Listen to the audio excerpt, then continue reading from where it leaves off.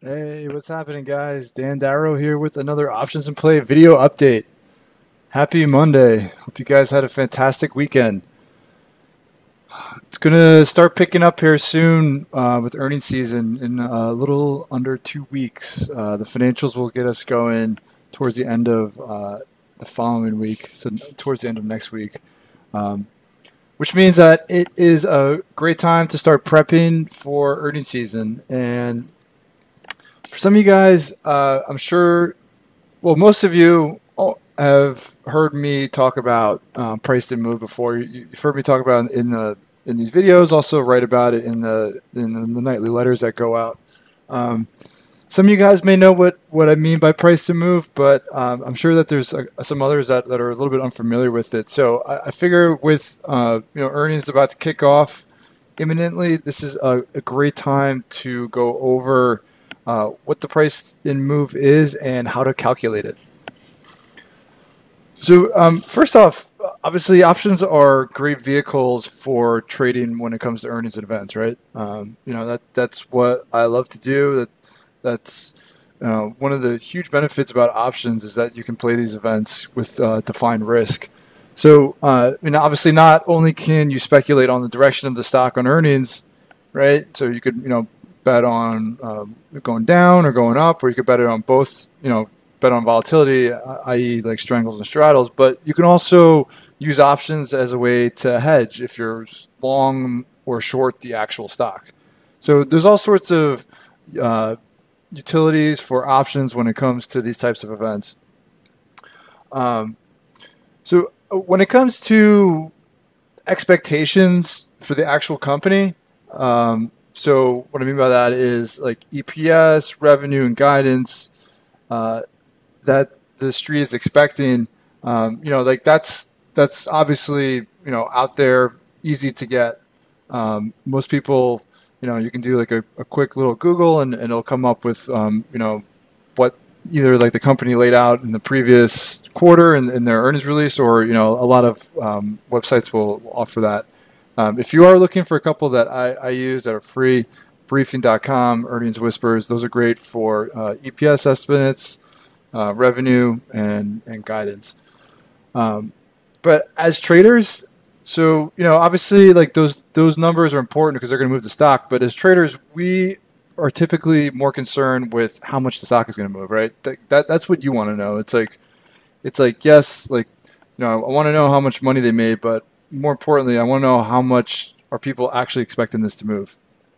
And that's where options can be really helpful. So without the availability of options, and there are plenty of stocks that don't offer options. So I mean, there is, it's not uncommon, that's for sure. But without the availability of options, it's really difficult to figure out how much of a swing the market is expecting. Um, just because there's no actual data to tell you. I mean, you can go back and use what it moved like last quarter and the quarter before that, but in terms of this quarter, you don't really know. When the stock does have options, though, it is actually a really simple, straightforward calculation to figure out what the option market is anticipating. So to find out the price to move, which is the price to move, again, is what the option market is predicting the size of the move is going to be for this earnings, so or any catalyst for that matter. So to find the price to move or to calculate the price to move, you just take the price of the closest expiration straddle.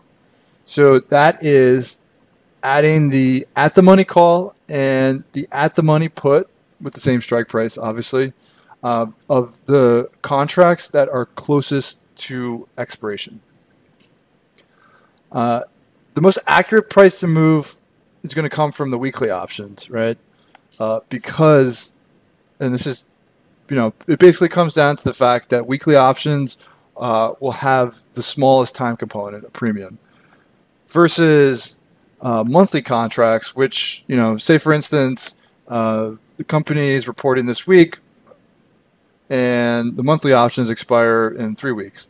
So what happens is that there's going to be obviously an earnings component for those options, but then you're also going to have an extra 2 weeks of time value. So it's a little bit less. It's a little bit less definitive. The price didn't move when you have longer dated options. So that's why you want the closest to expiration. So weeklies will give you the most accurate idea of what the price didn't move is going to be. I mean, if you really wanted to know, if only monthly options were available and you really wanted to know, you could back out the time premium by taking the theta and multiplying it by the date's expiration. So you can back out that time component and give you a little bit better idea of what the price to move is. So I'll do an example here of just to give you an idea. So this is an upcoming, so Constellation, I had the chart up there. They're going to have earnings this week, and this one has weekly options available. So it's a good stock to use as an example of the price to move. So with this one, the stock is you can see that there's 212.50 and 215 contracts available. So these are the options that expire this week, this Friday, October 5th, 212.50 and 215. Stock is actually about halfway in between 212.50 and 215. It's like 213 and change. So you could use either the 212.50 or the 215 because it's not closer really to either one. So just for argument's sake here, let's say the 212.50, we're going to use the straddle, right? So you can see the call. This is the call side. The 212.50 call midpoint is about 540. The 212.50 put right here midpoint say is about 410. So 540 plus 410 gives you 950. So right there, that tells you that the price to move for earnings this week is $9.50. It's pretty simple, right? And if you wanted to use a 215, you're going to come basically to like the same price point. So obviously you can see the 215 here, the call midpoint, say 420, the midpoint of the 215 put, 530. What's that give you?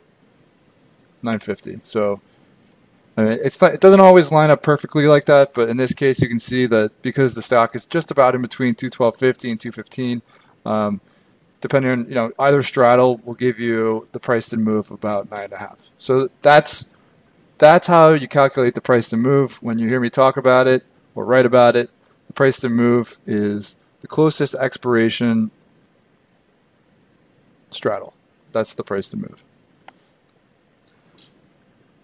So I hope this was helpful. Hope this clears things up. If you had some questions, lingering about some of the lingo I use, it's pretty standard in option trading. I mean, you're going to hear this come up a lot. So hopefully that clarifies and clears things up, and you can get that down packed because earnings are going to start coming out fast and furious soon, and it's really, really, really helpful to know how much of a move you can expect. As always, love to hear from you, so please reach out, question, comments, pass them along. Have a fantastic day of trading, and I'll talk to you guys all tomorrow, all right?